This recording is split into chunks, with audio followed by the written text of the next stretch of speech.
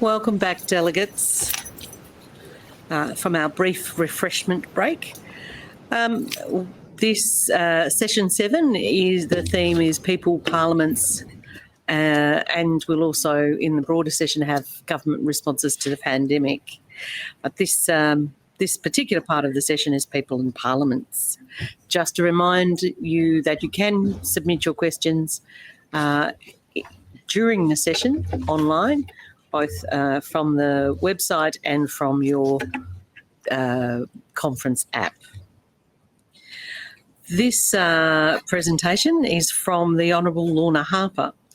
Lorna Harper is a member of the Legislative Council in Western Australia and was elected as member of the East Metropolitan region, a very fine region, I might say, at the 2021 state election. Prior to entering Parliament, Lorna was a trade union official. Today, Lorna will speak to us about gender and representation in women in the Western Australian Parliament. Thank you, Lorna. Thank you. I wish to begin by acknowledging the traditional custodians of the land on which we meet, the Whadjuk people of the Noongar Nation, and I pay my respects to the elders past and present. I'd also like to welcome our visitors from overstates. I nearly said overseas. Well, actually, Tasmania. Okay. And also everybody online.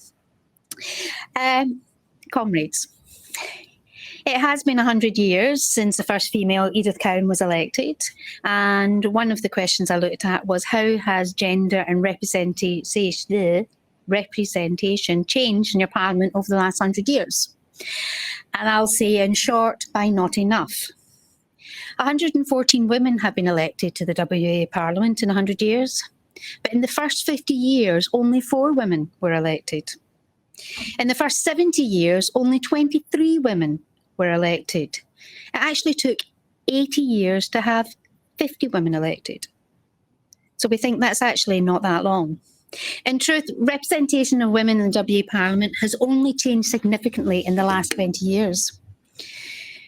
So how has this impacted on representation of women's rights and issues? And what else does Parliament need to do to have true representation of women in all areas where decisions are made? To move forward, we have to acknowledge and remember what went before. Women have fought and died for the right to vote, for the right to have a say in theirs, their children's and their families' lives, to be decision makers in their own communities. Women today are still fighting this fight. Now, Edith Caron was an extraordinary woman. Getting elected was an amazing feat, especially during a time that women did not have many rights. She narrowly defeated the sitting member on the strength of the work she had done to improve the lot of women, children, and the underprivileged. Her election made headlines around the country and rippled across the world. Edith was not in Parliament for decoration, nor to, as it was stated, interrupt the important affairs of Parliament with a woman's housewifey instincts. She introduced and saw enacted the Women's Legal Status Act of 1923, which enabled women to practice law. There was also the Administration Act Amendment Bill, the State Children's Act Amendment Bill 1921, and her tireless advocacy on behalf of women and children. The second woman elected to Parliament was May Holman. Not only was May the first Australian Labour candidate elected to the West Australian Parliament, but also the first female Labour MP elected in the whole of Australia. May had a long history of advocating for workers, in particular the Timber Workers Union. Her inaugural speech paints a clear but dismal picture of the lives of these workers and their families, all the whilst the companies were making huge profits. Some things have most definitely not changed. May was involved with the Labour Women's Organisation. She was a long-time president of Perth Labour's Women, which is still going today. She was then secretary of the Labour Women's Central Executive from its foundation in 1927 and president from its inception in 1929 of the Labour Women's Interstate Executive. She established country women's branches. May spoke out in favour of equal citizenship rights for women.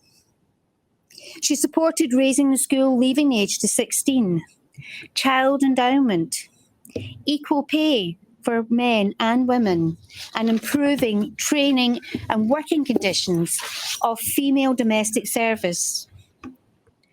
May won 4 elections, and she would have continued, but unfortunately she was killed in a car accident in 1939. Edith and May were followed by Florence Cardell Oliver. A liberal nationalist, she had strong views which didn't so much as promote women's issues, but actively campaigned against them. For example, she opposed free birth control clinics, but at the same time she also moved the abolition of the death penalty. Florence should be remembered for 2 firsts, though. She was the first woman to be suspended from any Australian parliament, and she was also the first woman to become a minister of the cabinet. One of the women I truly admire is Ruby Hutchinson. She's the first female member of the Legislative Council here in WA. Ruby joined the Labour Party when she was 16 years old. She was feisty, intelligent and persistent. By 1928, Ruby was a divorced woman raising 7 children on her own. She took in boarders and relied on dressmaking to ensure her children had a roof over their head and food to eat. But once her children had grown up and were independent, she remarried and was able to go on to business school and studied at the University of WA's summer school. And she studied public administration, public speaking, psychology and languages. Throughout her parliamentary career, Ruby pursued a variety of causes, including the right of women to serve on juries, as well as child welfare, education and housing issues. Ruby introduced a number of private members' bills for reforming the electoral system for the upper house. Something else that's not changed. Her most forceful rhetoric was directed at the property franchise for council elections. In October 1962, she was the second woman member ever to be suspended from either house of the Western Australian Parliament, after refusing to withdraw her remark that she was ashamed to be a member of such an undemocratic chamber. Ruby had a strong social conscience and was an active community worker. She founded the Western Australian Epilepsy Association, and she was an active member of the Mental Health Association. As a woman who had fed and raised her family, she was acutely aware of the effect of price rises on family budgets, the effect of a poor quality product, and the exploitation of ordinary workers by companies and industries. And she raised these issues in a number of speeches in the Legislative Council. Ruby Hutchinson was also the founder of the Australian Consumers Association, which we now know as Choice. It is very disheartening to say that from April 1956 until May 1971, Ruby was the only female member of Parliament here in WA. 1971, when Lila Elliott was elected, I don't think she imagined that she too would be an only female member of Parliament until 1974, where she was joined by 4 other women. One of these women I'm quite grateful for, Grace Vaughan. Her parliamentary colleagues described her as Amazing Grace. She was a politician whose activism was grounded in personal experience of poverty. She used the Liberal-dominated Legislative Council chamber as a forum for demonstrating how policy decisions of Conservative governments adversely affected the lives of working men and women. Now, what I'm truly thankful for was Grace's campaign for the construction of a women's toilet off the main corridor at Parliament House. This met strong opposition. She carried out her threat to use a men's toilet. It's something I have done in places myself. Walking in on her main opponent at an inconvenient moment, soon afterwards, a well-located female toilet was installed. So as I said, it took 80 years to reach 50 women being elected to WA Parliament. From 1983 to 2001, 30 women were elected. Now, showing my age, I was a teenager in the 80s, and I'm quite shocked that in that period of time there was only 30 women elected. But during this period, there were a number of firsts. We've named some. We'll talk about some more. Kay Hallahan. Beg your pardon? It's her 80th birthday. I saw her at the weekend, Emma's List. Right. Happy birthday, Kay. She was the first female MP to serve in both the Legislative Assembly and Legislative Council. She was also the first female MP to hold a ministerial post in the Legislative Council. Beryl Jones was the first female to chair the Select Committee. And of course, Dr. Carmen Lawrence. In 1990, Dr. Lawrence became the first, and at this time only so far, female Premier of Western Australia. If we look at the 90s, women's issues were front and centre. One issue that caused controversy and challenges was abortion law reform. Cheryl Davenport, somebody else I saw at the weekend. In 1998, during the 35th Parliament in WA, Cheryl was the architect and the proponent of a bill to amend the Criminal Code of Western Australia as it relates to abortion. This bill was introduced after charges were laid against 2 doctors for procuring an abortion. Who knew abortion was still illegal in 1998? The charges precipitated a crisis in West Australian women's access to abortion. Now, this was not the first time Cheryl had aired her views on regards to access to abortion and the laws.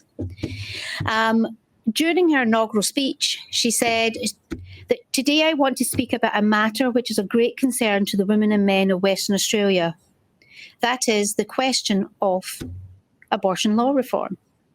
It is a subject about which I personally and many other West Australian men and women feel very strongly.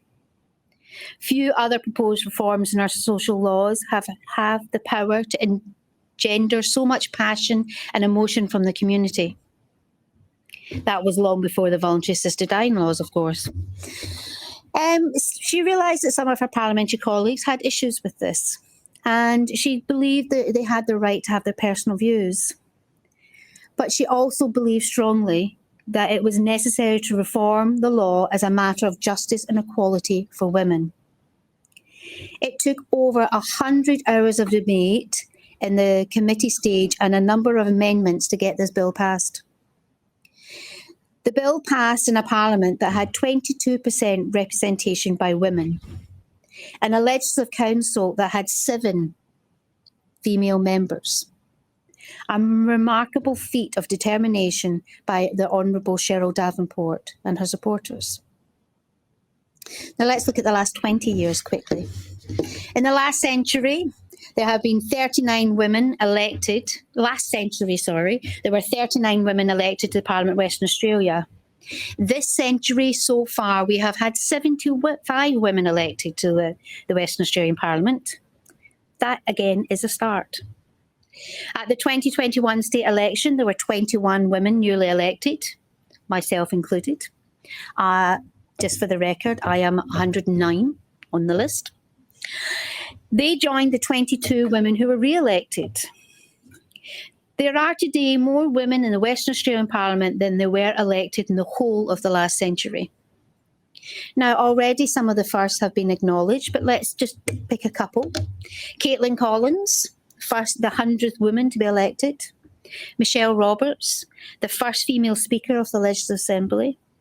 Mia Davis, the first leader of the opposition from the National Party since 1947. Aor Makur Chut, the first member born in Ethiopia and the first South Sudanese person to be elected to Legislative Council. And I have to say, the first mother who was allowed to bring her child into this council and him not be addressed as a stranger, to be able to feed the most delicious and wonderful. He's here in the chamber, that's why I'm saying it. And also my close friend, Rosie Sahana. She's the first Indigenous MLC to be elected. Quite remarkable, 2021, to have the first Indigenous person to be elected to the Legislative Council in WA. So in WA, we have 43 female members of parliament. That's 45% representation. We're working towards the 50. But we have 5 female ministers out of 17. That's only 29%. Federally, we have 47 out of 151 members in the House of Representatives, which is only 31%. And 42 out of the 75 members in the Senate, which is 56%. In the ministry, there are 8 ministers who are female out of 35. That is 23%. The population of Australia, according to the World Bank in 2020, was over 25 million people, with 50.2% being female. Yet if we look at parliaments, we are underrepresented in places where decisions are being made. Before coming here to speak, I asked women from different age groups and cultural backgrounds what they would like to see achieved when it comes to women's issues in Parliament. The one overwhelming response in 2021 was equal pay. As at May 2021, women's average weekly ordinary full-time earnings across all industries and occupations was $1,575 compared to men's average weekly ordinary earnings of $1,837. This means, on average, women earn $261.50 less than men a week. The full-time earnings gender pay gap, which includes overtime payments, is 16.8%. So that is $323.30 less per week compared to men. Let's add in part-time workers, because we know there's an awful lot of women who are in part-time work. That pay gap increases to 31.3%. This means women's average total earnings are $486.20 less per week than men. Now, I was a single parent and I worked part-time. I was the main breadwinner in my house. So, yeah, that was quite substantial to earn something less. In 2021, we are still discussing equal pay. Not only that, it is at the forefront of the minds of women of all ages and cultural backgrounds.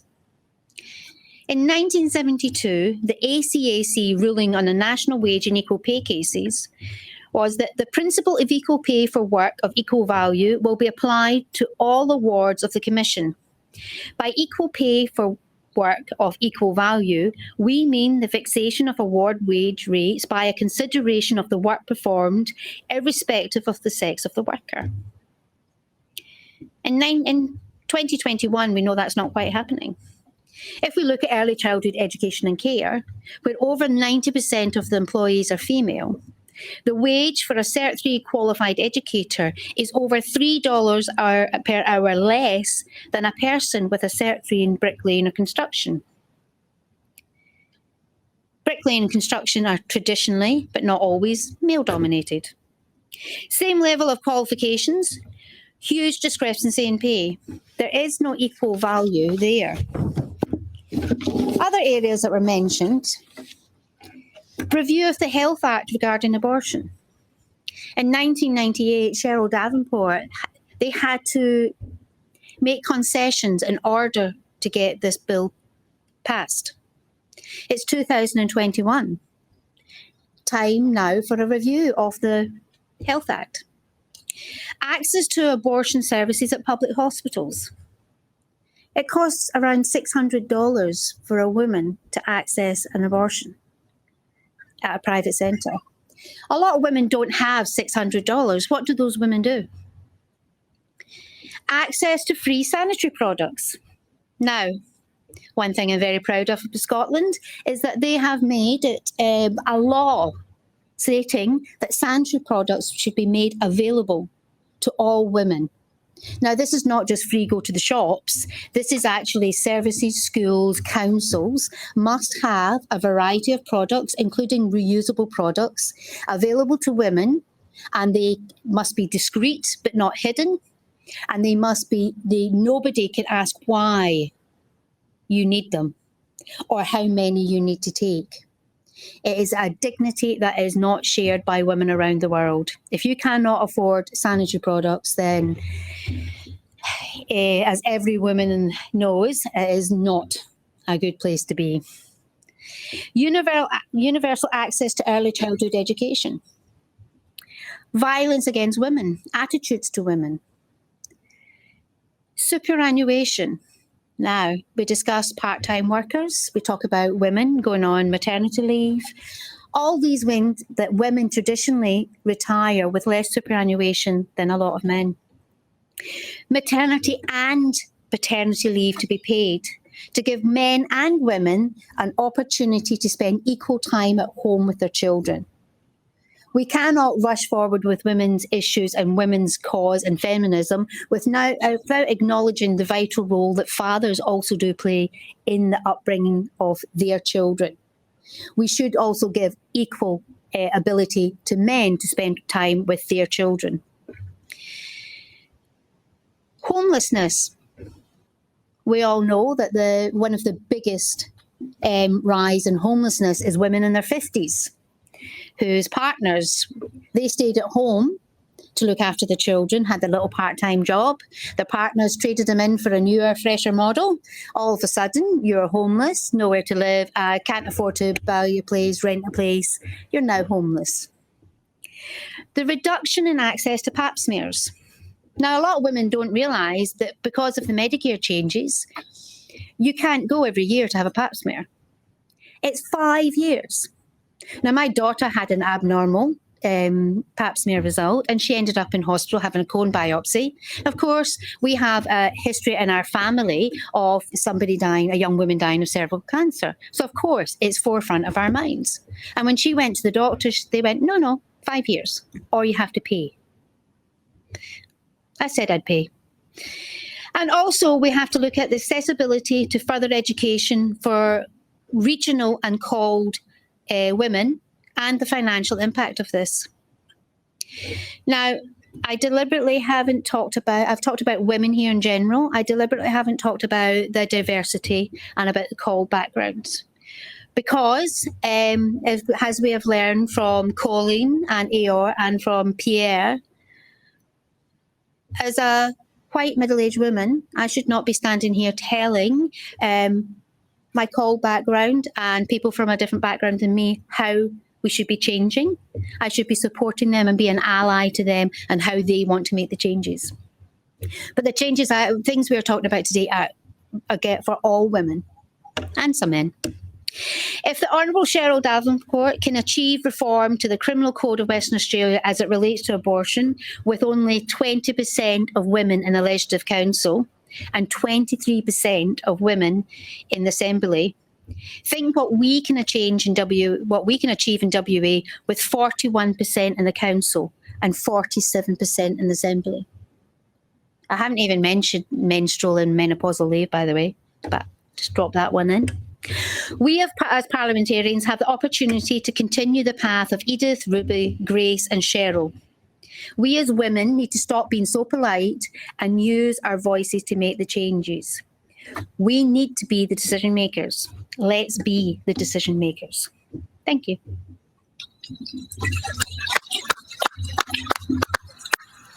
Delegates, starting from the floor, are there any questions for the Honourable Lorna Harper?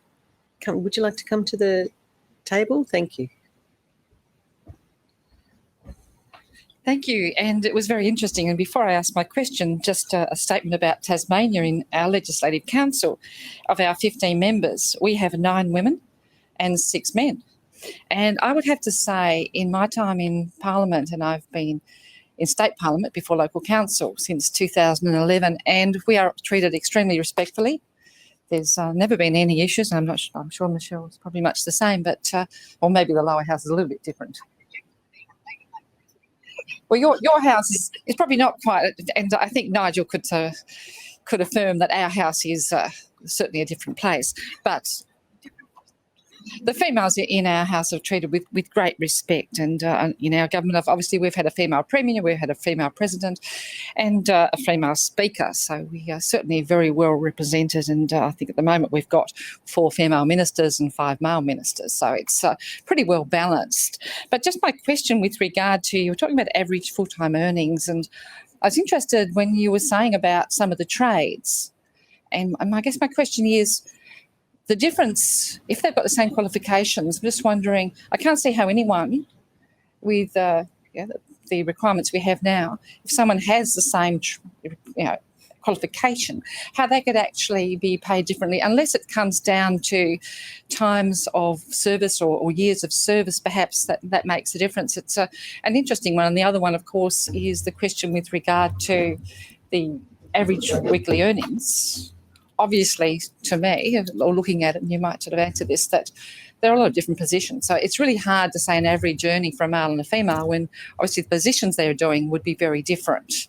So it comes down to, I don't see how you can equate that this is the figure for the female, this is the figure for the male, because if you're not comparing, oranges and apples, or you are comparing oranges and apples as opposed to oranges and oranges, it makes it really different to say, well, perhaps female should be. That's part of the problem, Rosemary. Yes. Sorry. The questioner is the Honourable Rosemary Armitage. I'm sorry, I should That's have said okay. what I was. That's fine. I should have asked you to, reminded you to do it. The Honourable Lorna Harper, would you like to reply? Thank you. That is part of the problem, is that if you actually look at positions of power in companies and across Australia, you will find it predominantly male. So it is very difficult, and it's not always about their abilities. It's about because men have in the past supported other men, or they felt entitled to actually go into these positions. There are many women in similar And- positions. Sorry. To let the Thank you. speaker continue her response. When they look at averages, it wasn't me that came up with those. It was Australian statistics or somebody somewhere with figures came up with that stuff. When it comes to early childhood and a bricklayer, I can tell you the reason that early childhood workers get paid so little is because 97% of them are female. Early childhood education is not recognised as an essential service, even though it is. They don't recognise the work that these educators do. Now, I'm not saying the work that a bricklayer does is not important. Of course it is. They are laying foundations for us to build on.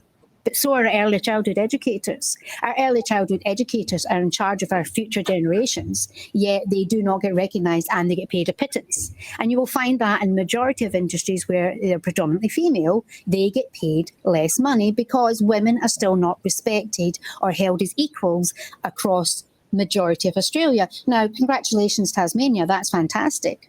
But that's not the case in our federal parliament. We're working towards it here in this parliament, about 50%.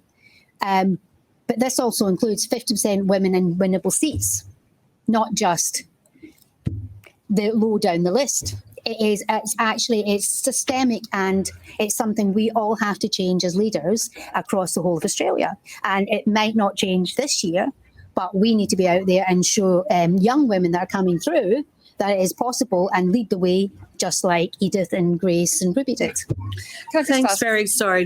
We've run out of time because we need to move on to our next regarding speaker. early childhood educators, whether male and female are actually paid. Sorry, we have one more. You've had an opportunity. We've had one more online. Australia is one of the most highly gender segregated workforces in the world. Women clustered across the services, men in trades and technology. Would you like to comment? I agree with that wholeheartedly. Women today are still not encouraged to do what are traditionally male roles. In fact, we know here in WA with the committee looking into the violence against women in FIFO roles, that is the case. Women electricians, plumbers, builders, etc.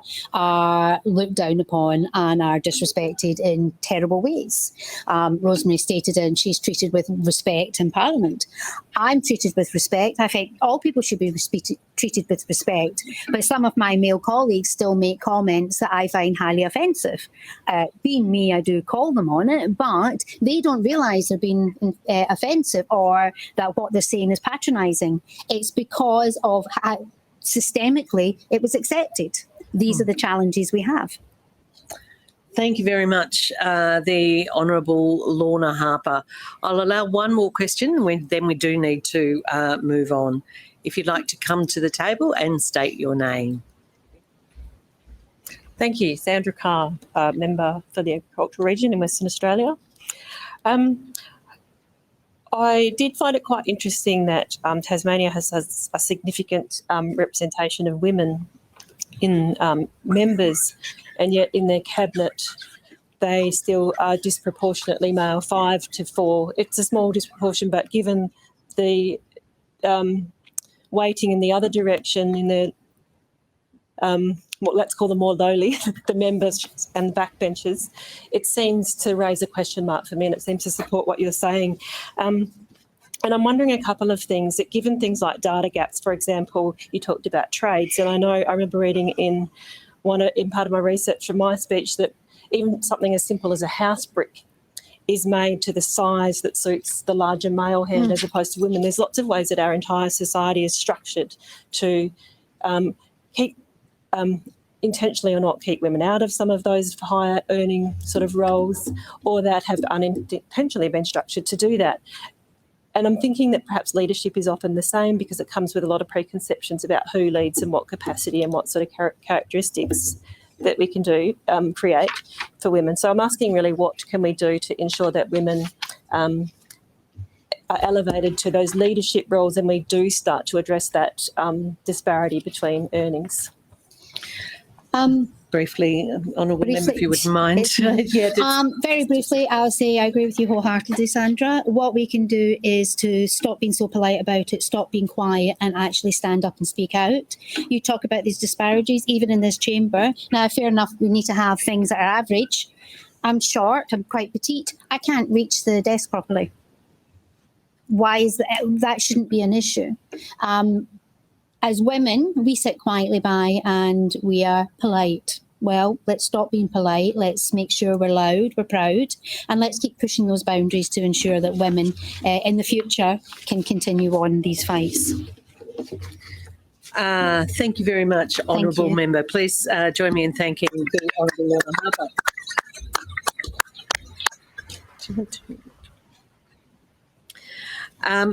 This next part of the program moves to the question of COVID-19 pandemic and responses to it. Our speaker in the chamber here is Mr. Simon Millman, member of the Legislative Assembly in Western Australia. Mr. Millman was elected to the 40th Parliament for Mount Lawley on the 11th of March 2017 and was re-elected in 2021. He's currently Parliamentary Secretary to the Deputy Premier, Minister for Health, Medical Research, State Development, Jobs, Trade and Science. Prior to entering Parliament, Mr. Millman was a lawyer. Today he'll speak about government responses to the pandemic. Thank you, Simon. Thank you, Madam President. Can I start by acknowledging the Whadjuk people of the Noongar Nation, and can I pay my respects to their elders past and present? Can I also pay my respects to their emerging leaders? It's a great privilege and a great source of pride for me to be standing on Whadjuk country. Madam President, can I acknowledge you for the support and mentoring that you've provided to me over the course of my political career. I'm very pleased to see the newly established tradition of female presidents in the Legislative Council continues. It feels a bit strange to stand and speak after the Honourable Lorna Harper, whose contribution traversed centuries of women's participation in politics. I'm going to confine my contribution to something that really only has been with us for the last 18 months or so. I'll be talking about the COVID pandemic, and I'll be talking about what I'd like to do based on some of the comments that Ingrid Cumming made at lunch yesterday is just locate those contexts in my own personal experience. And Madam President has explained briefly where I'm from, but I think in order that people are are aware of any preconceptions that I might bring to the contribution that I make. You should know a little bit more about me and a little bit more about the seat that I represent. So unlike a number of people who are in the chamber today, I'm a member of the Legislative Assembly. I represent the seat of Mount Lawley. For those of you who are watching online and for those of you who are in the chamber from jurisdictions other than Western Australia, Mount Lawley is an inner city seat. It's a relatively affluent area. It has very high SES. It's got a tertiary institution, number of schools, and usually most of the indicators of socioeconomic status are relatively well represented in the seat of Mount Lawley. Before I was elected as the member for Mount Lawley in 2017, it had always been a Conservative seat, although its predecessor seats in before redistributions, Yokine and Dianella had established a reputation as being bellwether seats. Before I entered Parliament in 2017, I was a lawyer. I was a partner at a law firm called Slater and Gordon, and I very much enjoyed my time there, but I am very much enjoying my time now as a member of this august chamber. When I talk about the response of the WA government to the COVID pandemic, I just wanted to make a couple of before I do that, I want to make a couple of comments on my source material. I'm referring during the course of my presentation to a number of primary sources. This book, Pandemics, Public Health Emergencies and Government Powers, Perspective on Australian Law by the Federation Press, editors Belinda Bennett and Ian Freckleton, which was published in 2020. So published last year. I'm also referring to the report number 8 of the Procedure and Privileges Committee of the Legislative Assembly of the 40th Parliament, the committee that was chaired by the Honourable Peter Watson, the former member for Albany and former Speaker of the Legislative Assembly. And I'm also referring to some newspaper articles, and the two newspapers that I'm referring to are from the centre-left, The Guardian, and from the centre-right, The Economist. So hopefully there's a bit of balance in there. I wanted to talk in introduction about some uniquely Western Australian characteristics, some geographical and economic characteristics that influence the way in which the government responded to the pandemic. I'm going to speak about the legislative response during my time as a backbencher, that is from when the pandemic first came about in early 2020 through until the election in March 2021. And then I'm going to talk about the government response, and that's from March 2021 in my capacity as the Parliamentary Secretary to the Minister for Health. When I come to that point, if there are questions about that, I'd just like to note that the Honourable Madam President was the predecessor to me as the Parliamentary Secretary to the Minister for Health, and is well placed to address any questions on the issue of the health response. And the Honourable Stephen Pratt was an advisor to the Minister for Health during his response to the COVID pandemic before he was elected as a member of the Legislative Council. So let me turn now to the WA characteristics. Western Australia constitutes the western third of the continent of Australia. We are fairly isolated. There are only two main road crossings, one at Kununurra and one at Eucla. We have one large metropolitan area of Perth, which accounts for about 80% of the population. And there are large areas, with very remote populations. And so for those of you from similar jurisdictions, say Queensland or South Australia, we have those iconic rural and remote institutions like the School of the Air and the Royal Flying Doctor Service. We also have, and I'll return to this point at the conclusion of my contribution, we also have a number of vulnerable remote Aboriginal communities. When I talk about the Western Australian response to the COVID pandemic, it is fair to say that the performance of Western Australia as a community has been exceptional. These are ballpark figures, but the national COVID statistics are about as follows. There have been about 170,000 cases of COVID nationally, representing just over 0.5% of the total population, and there have been about 1,700 deaths, or about 1 in every 100 cases. Meanwhile, in Western Australia, with a population of just under 2.7 million, we've had 1,112 cases, which represents 0.04% of the population, and of those we've had 9 deaths. So just about 1 in 100 of those who've contracted COVID have died as a result. I've got some figures for some comparison jurisdictions. Queensland, which has a population about twice that of Western Australia, a population of 5.2 million, they've had a similar proportion of cases, 0.04%, or about 2,089 cases, and an incredible 7 deaths, or 1 in 300. I looked at a couple of United States jurisdictions. I had a look at Kansas, which has a similar population to Western Australia. That's about 2.9 million people. They've had 436,000 cases of COVID, or 15% of the population, an incredible increase on the number of cases that we've had in Western Australia, and deaths of about 6,438, or 1 in 70. Because it might be suggested against me that the selection of Kansas wasn't a sufficient comparator to Western Australia, I also had a look at New Mexico, which has a similar population distribution, has a large metropolitan centre in Albuquerque, and then a very disparate population in the hinterland. New Mexico's population is 2.1 million, of which about 1 million live in Albuquerque, and they've had 275,000 cases, or 13% of their population, and 5,051 deaths. And so you can see that by virtue of those comparisons, you can see, as I said earlier, that the Western Australian response has been remarkable. I wanted to just acknowledge a few of the key people who were in office at the time that the COVID pandemic arrived in Australia. Premier Mark McGowan, Deputy Premier and Health Minister Roger Cook, Parliamentary Secretary Alana Clossy, Minister for Police Michelle Roberts, who is now Madam Speaker, first female Speaker of the Legislative Assembly, I note in passing in response to Lorna's contribution, Minister for Emergency Services Fran Logan, who actually signed the emergency management order that I'll refer to shortly, Commissioner for Police Chris Dawson, who in light of finding Cleo is a local hero in Western Australia this week, and Chief Health Officer Andrew Robinson. The government's response can be a number of measures that were taken shaped by a policy imperative, a dedicated strategy to keep COVID out of the community. And so what we had in place was a hard international border, a hard interstate border. And during the COVID pandemic, we also had one-off intra-state travel restrictions. We had quarantining, mostly hotel quarantining, which for those of you from other Australian jurisdictions will be aware of some of the limitations of hotel quarantining. We also had social health measures, social distancing, capacity limits on venues, mask wearing, lockdowns. We had short, sharp lockdowns when cases appeared in the community with equivalent restrictions on certain businesses and activities and capacity restraints.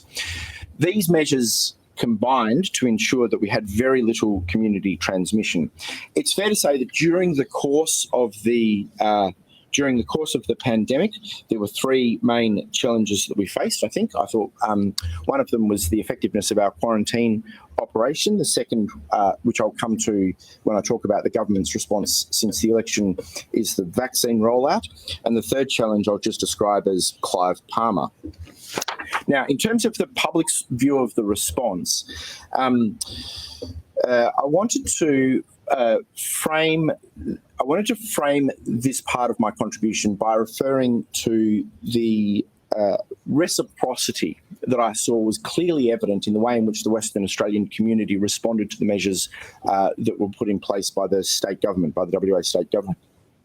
And I didn't know the most appropriate way to do that, but given that we're all students of politics, I thought the best way to look at it would be to have a look at the March 2021 state election, and I will posit as a hypothesis that the result of the March 2021 election was an endorsement of the government's handling of the pandemic. Democratic government requires the consent of the people.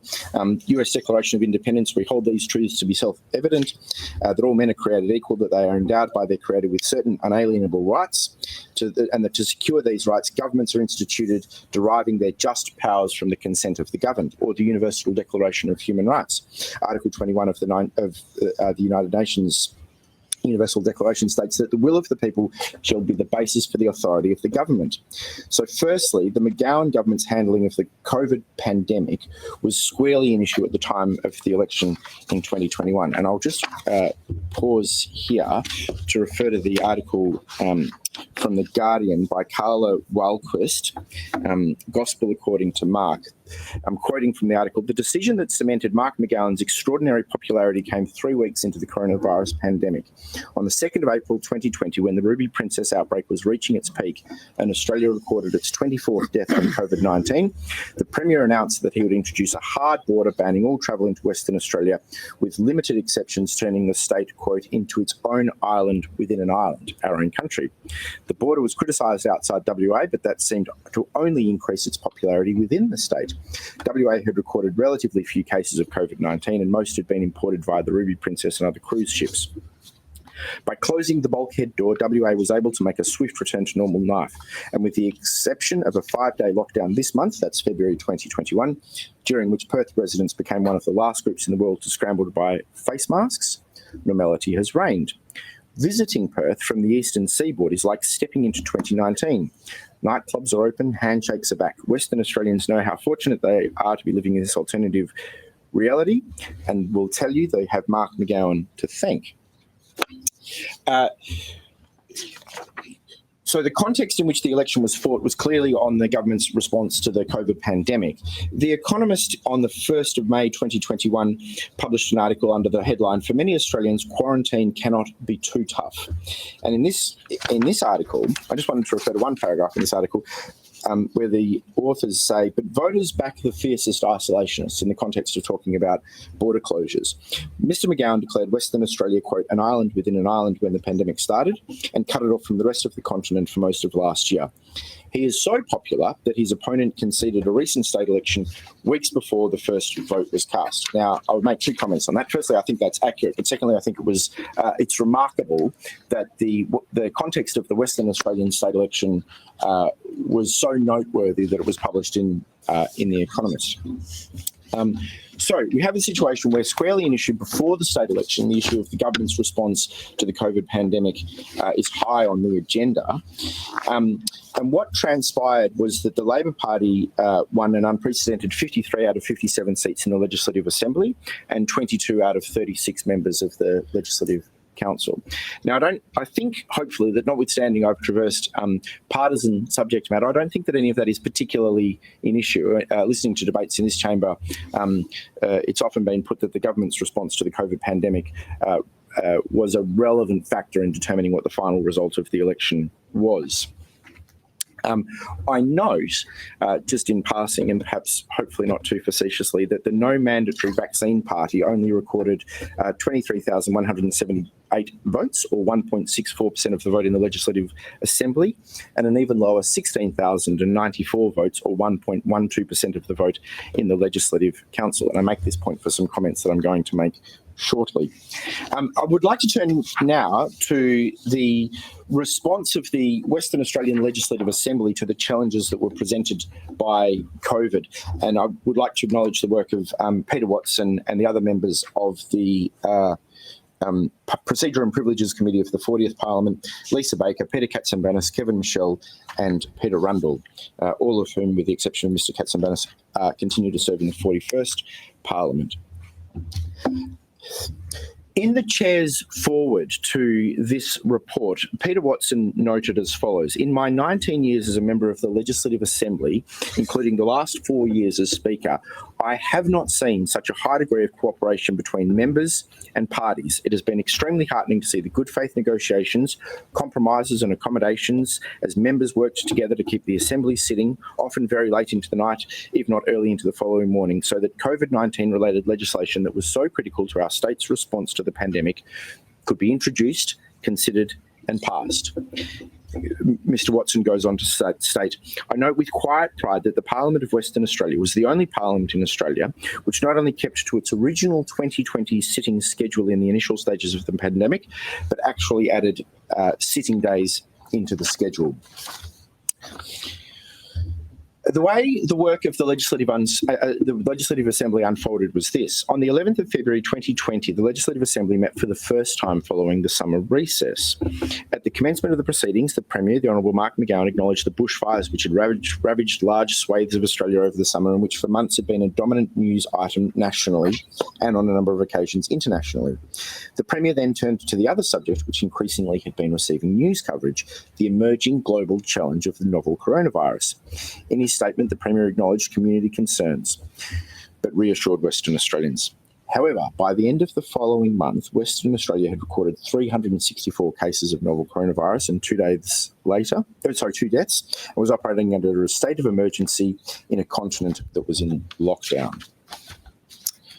Between Tuesday the 11th of February and Monday the 9th of March, the Western Australian Legislative Assembly was able to continue operating largely as normal. On the 11th of February, the World Health Organization designated the disease caused by the novel coronavirus COVID-19 and confirmed there were now 43,000 cases globally.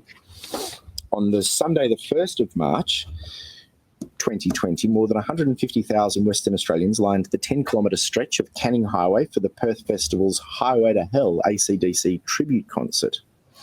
But also on the same day, the first COVID-related death occurred. That was a 78-year-old Western Australian man who had contracted the disease while on board the Diamond Princess. Now, on the 12th of March, the sitting commenced with early news reports of the world's first celebrity cases of COVID-19, actors Tom Hanks and Rita Wilson, who were filming on the Gold Coast when diagnosed. By Thursday evening, it was reported that the Canadian Prime Minister, Right Honourable Justin Trudeau, would be self-isolating at home for a fortnight after his wife had been diagnosed. And in the Legislative Assembly, that day was spent largely discussing the pandemic, in brief ministerial statements on the mining industry response, in a grievance, during a suspension debate, during private member statements, and in multiple questions during question time. Now, what happened the following day was that there were a number of COVID-related changes to assembly practices. And so we were now becoming more aware of the way in which COVID was impacting our community. And this, and so, for example, the Minister for Veterans Affairs announced the cancellation of Anzac Day services, and following question time, the Treasurer moved a suspension of standing orders to enable the introduction and passage of the Supply Bill 2020. And the Treasurer said this: the 2020 budget is due to be delivered on the 14th of May, and the Financial Management Act provides 2 months automatic supply if the appropriation bills are not passed before the end of the financial year. However, COVID-19 could delay the introduction and passage of the appropriation bills, meaning their passing by the end of August 2020 may not be possible. In that event, a standalone supply bill authorising supply will be required. Accordingly, the Supply Bill 2020 provides for interim appropriations out of the consolidated account. So I just want to pause to say to members, this was an unprecedented step. Because the budget was due to be delivered in May 2020, and there was so much uncertainty over what was going to transpire with COVID, the Treasurer introduced a supply bill. That bill was introduced on the Tuesday, the 17th of March. It progressed through the Legislative Assembly and then made it to the Legislative Council.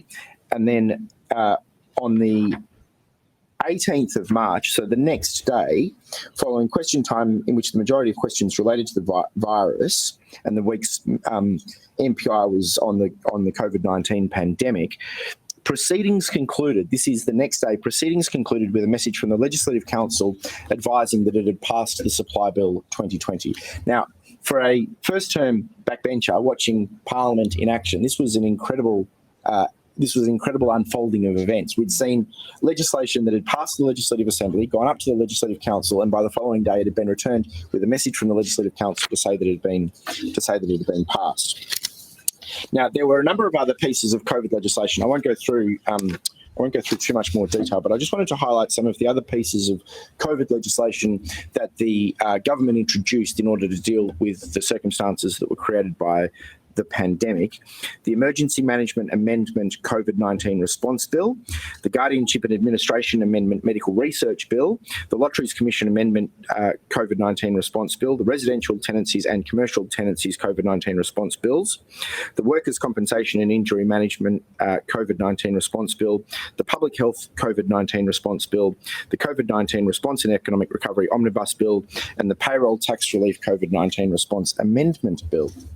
And I'm taking these from Appendix 3 in the report that was provided by the committee. I just want to, so people can share my amazement at the way in which the Parliament operated.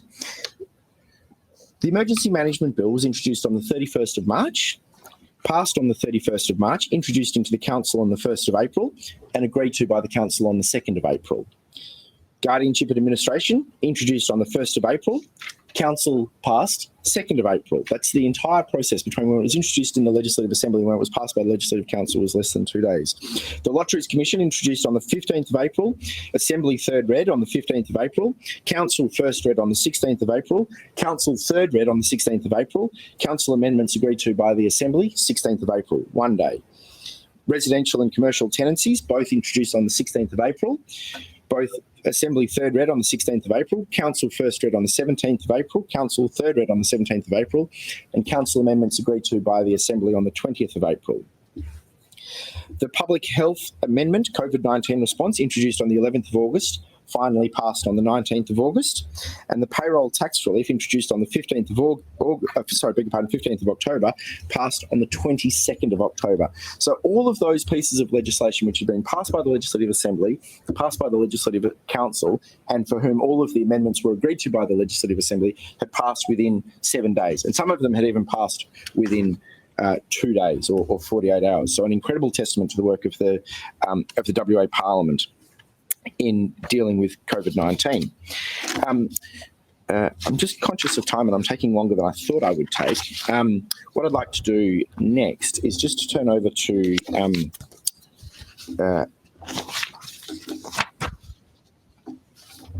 some of the... So as a first-term backbencher, my impression was that parliaments were incredibly capable of resolving issues when they were confronted with them. The other thing that I was really moved by was the way in which the community of Mount Lawley in particular, or the community that I had insight into, responded to the circumstances that were presented by the pandemic. So we had people coming into the constituency office with food bank donations, toilet rolls, people on social media making social media posts supporting their local businesses who were providing takeaway food and beverage offerings. And so there was a real sense of rallying around the community, all of which fed back into that idea that we were leaders in our local community and we were representatives when we were in the parliament.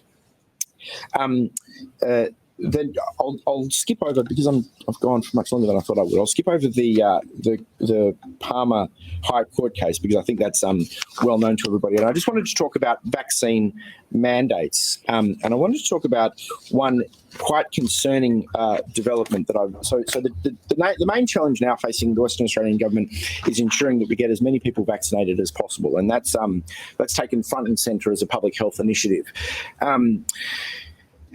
So one of the concerns that I have, and I know that this has been raised earlier in the conference, but I wanted to spend some time on it because it's a real priority area. I wanted to reference comments that have been made by Senator Pat Dodson when he condemned fringe Christian groups for promoting anti-vaccination propaganda in remote Western Australia, saying people who spread fear and misinformation around corona vaccines are evil.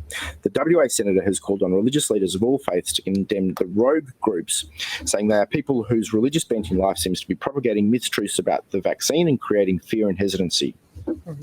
I wanted to highlight those comments by referring back to the Pandemic's Public Health Emergencies and Government Powers.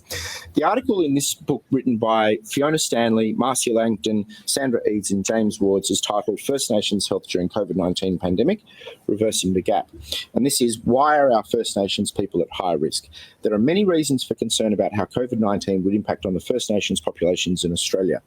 Based on known risks and previous serious influenza epidemics such as H1N1, many more First Nations people were likely to become infected and have more serious disease. It was also clear that COVID-19 was more contagious and was more likely to cause more serious disease and higher death rates. During the H1N1 epidemic in 2009, rates of morbidity and mortality were high in First Nations compared with the non-Indigenous population. Thus, First Nations people were worried. In 2009, the omission of First Nations peoples in preparedness and response planning of the Australian Government's Action Plan for the human influenza pandemic resulted in significantly higher notifications, hospitalisations and deaths here in Australia and globally amongst Indigenous populations. Rates of disease, hospitalisation and death were reported at 5, 6 and 12 times higher than the non-Indigenous population. First Nations populations did not want to be excluded yet again. Second, COVID-19 had severe outcomes in the elderly and in others with comorbidities. The early evidence arising from both China and Italy alerted us to COVID-19 being more contagious and more likely to require hospitalisation, as well as a higher case fertility than influenza, particularly among the elderly and people with comorbidities. Thirdly, as a high proportion of the First Nations population live outside major cities where healthcare access is less than optimal, they are at huge risk of being inundated very quickly should COVID-19 take hold. Finally, the social determinants of health become prominent in pandemic situations situations. It was recognised that the social determinants of health would become a major challenge during the pandemic. Essential services and food supply chains could be interrupted, healthcare staffing and services could be overwhelmed, crowded housing could affect the ability to comply with social distancing measures, isolation or quarantine, and loss of jobs and incomes could have adverse consequences. The reason I wanted to make that point is because of the paradoxical nature of the behaviour of those who are promoting an anti-vaccine narrative in these remote Indigenous communities. Because on the one hand, these groups, often supported through social media channels, are saying that the restrictions imposed on the community in order to keep COVID out, like quarantining, like the hard border measures and all of the rest of it, should be removed. Now, when you think about the vulnerability of First Nations people in Western Australia, were we to remove those restrictions, they would be most at risk. The way to remove those restrictions sooner is to ensure that a greater proportion of the population is vaccinated. And unfortunately, those self-same groups are leading the charge in proselytising in these remote Aboriginal communities against vaccination. And so when the Governor called us all to action on Tuesday night and said that there are challenges facing democratic institutions around the world, I thought that I might conclude my contribution by saying this is one of the challenges that we face, and as a government we're conscious of tackling it in whichever way we can. Conscious of time, Madam President, I will draw my contribution to a conclusion there and invite questions. And thank you very much, everybody. It's been a real privilege to address you.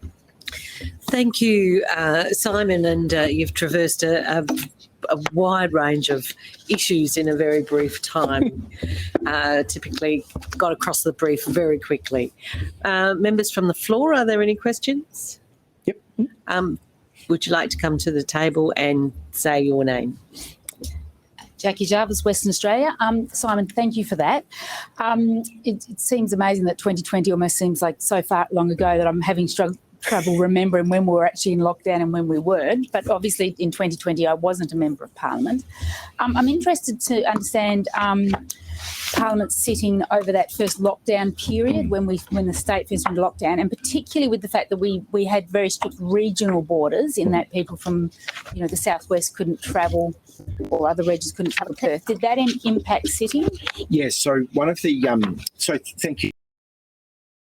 Question. In terms of the Legislative Council, I couldn't speak authoritatively, but one of the mechanisms that was used by the Legislative Assembly was a temporary order, and I have a copy of the temporary order here. And what it did was it amended the requirement for participation in the chamber. And so what we did was we had at any one time only 22 people sitting in this chamber, which was out of a chamber of 59, and we had distant seating. So we had seats that you were allowed to sit in, and people had to address the speaker from the lectern. But particularly, the member for Kimberley was given a leave of absence in order to be with her community, and also to limit the amount of travelling that was required. And preference was given for regional members to be out of the chamber, and there were no quorum calls from the opposition. So there was a great accommodation that was made, and that was reflected in the temporary order. So there was a real sense of collaboration between the government and the opposition. Does that answer the question? It does. Yep. Thank you, Sam. And to supplement your answer, Member, if I may, intrastate travel, including regional travel, that so essentially the Perth region was had boundaries all around it. Members of Parliament were provided with the very early G2G pass, enable them to traverse the borders. Any further questions? And anything online? No. Thank you, Simon, for your contribution. And again, we've learnt a lot from the broad range of issues that you've covered. I can address the Palmer Court case. The Palmer Court case, I'm sure, is of great interest across at least the Australian jurisdictions, and perhaps less so in the Pacific jurisdictions. Members, we are now going to take a break, and we'll return at 11 a.m. Western Standard Time. Thank you. 10-minute break. And thank you.